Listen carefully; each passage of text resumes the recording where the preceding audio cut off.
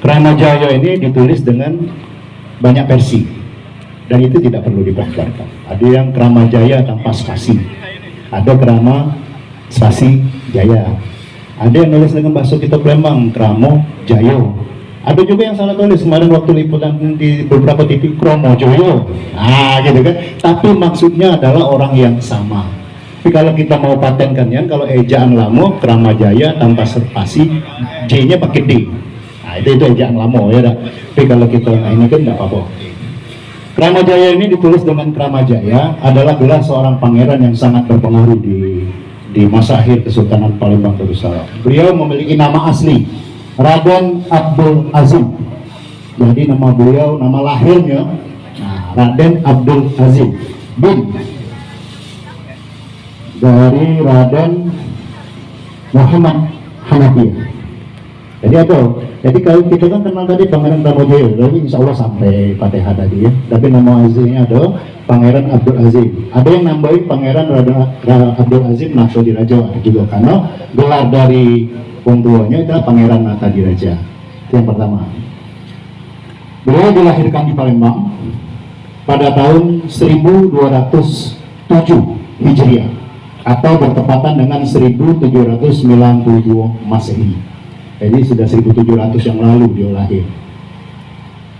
Dari nasabnya, Kramajaya ini merupakan anak dari Pangeran Natadiraja Raden Muhammad Hanafiyah yang tadi saya sebutkan, yang zuriatnya bersambung dengan Sultan-Sultan Palembang. Baik itu Sultan Palembang Darussalam yang pertama dan yang kedua. Berarti ke Sultan Abdurrahman dan Sultan Muhammad Mansur Jayo Imlago.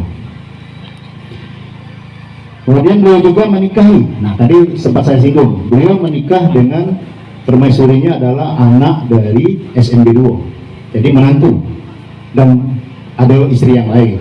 Nah dari istri yang dari anak SMB2 ini punya 5 putri, 5 anak Budino dan 2 putra, ya.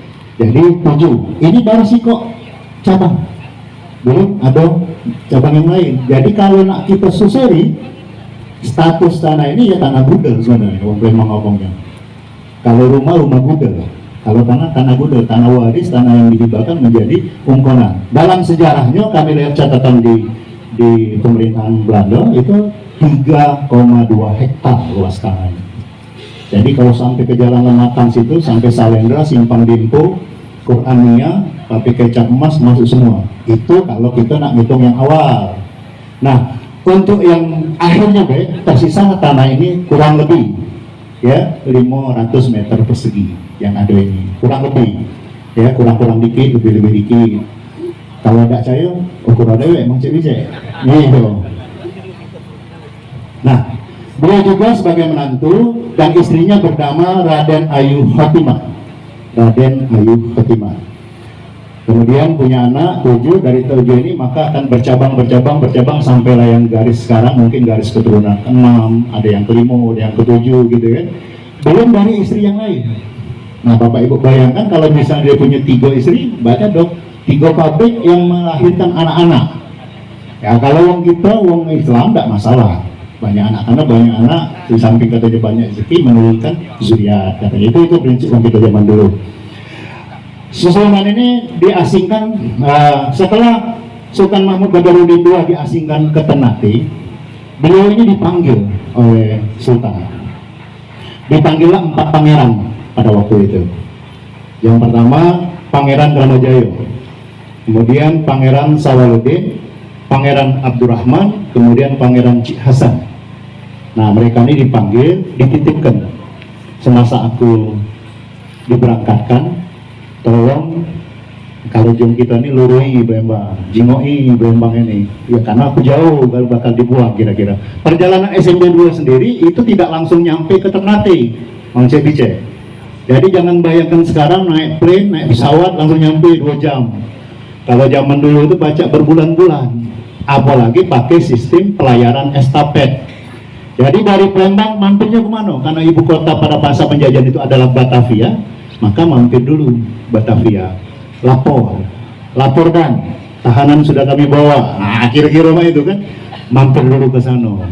Jalan lagi jalan laut, akhirnya adalah ke Ternate. Itu untuk SMP 2. Nah, beliau berpesan kepada 4 pangeran ini, tolong jago, tolong pelihara, tolong perhatikan, terutama untuk Wong Kito Palembang. Karena kesultanan ini dibubarkan secara sepihak oleh pemerintahan Belanda. 1821 dibuang, 1823 dibubarkan, kemudian diganti sistem pemerintahannya oleh Belanda. Apa nama sistem pemerintahannya? Mungkin Mang Cek Bicek juga belum tahu. Kalau ini tahu, alhamdulillah. Namanya Keresidenan Palembang. Bagi yang generasi sepuni mungkin dengar waktu itu. Keresidenan Palembang. Nah, Keresidenan Palembang inilah Pangeran Kamajaya juga diajak dalam pemerintahan. Nah, pertanyaan kita, ngapa dia melok ke sana? Karena uang yang cinta terhadap Sultan Mahmud Badarudin